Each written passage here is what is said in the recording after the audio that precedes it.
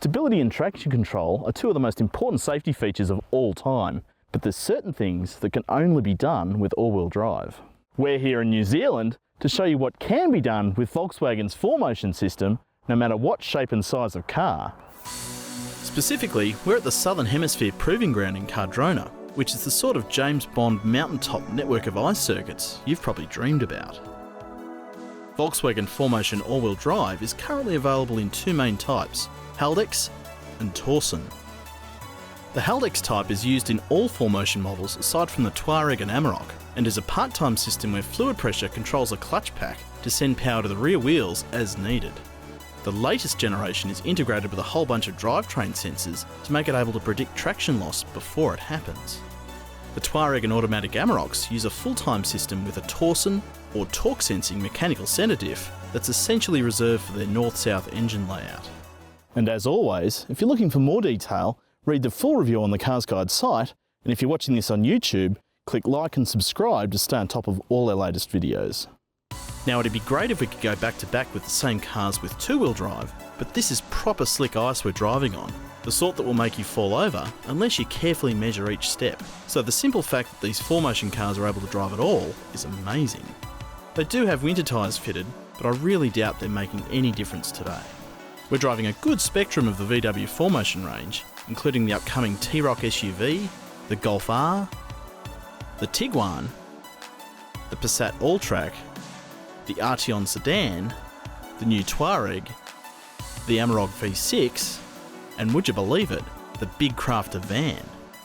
Over the two courses we've covered today, the ICE has been a masterclass in weight transfer and how a bigger car is much harder to turn. And I'm not just talking about the crafter either. The T-Roc may seem just like a Tiguan with the back of its roof chopped off, but is so much more nimble than the Tiguan on the ICE. The ICE also highlights how each car is set up to suit its intended purpose. The Golf R will let you turn off all its stability control for proper Chem Block style four-wheel drifting, while the cars aimed at more sedate driving, like the Touareg, or professional use, like the Amarok and Crafter, will keep some of the stability control on at all times in the interests of outright safety.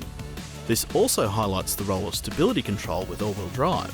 Without stability control, it is a challenge to get a car sideways, and planting your right foot will straighten everything out. But with stability control, it's almost impossible to induce oversteer, and therefore pretty much idiot-proof, so they work really well together.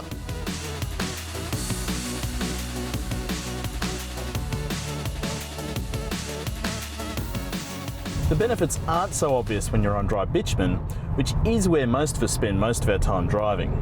We're now at Highlands Motorsport Park, and there's still a lot to be said for all-wheel drive. Of course, it tends to be proactive, rather than stability and traction control, which tends to be reactive. So if you can solve a problem before it starts, that's probably a good thing.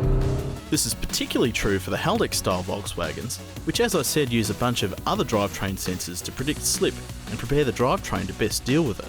We've driven the Haldex equipped Tiguan, Arteon, Golf R and Passat Alltrack back to back with the Torsen equipped Touareg and Amarok, and you can't pick any difference in the systems on this dry bitumen surface, but any improvement on a slippery surface is a good one.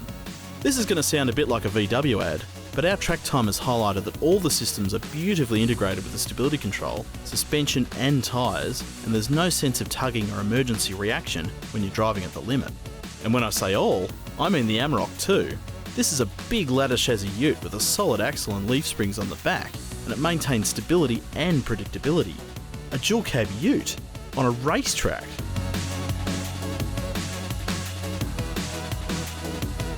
You might be thinking, well, duh, you get more traction and therefore safety with all-wheel drive. But it's impressive to see just how seamlessly the Volkswagen systems work, no matter whether you're in ultra-low grip conditions like ice, or ultra-high grip conditions like a bitumen race circuit, no matter what size and shape of vehicle.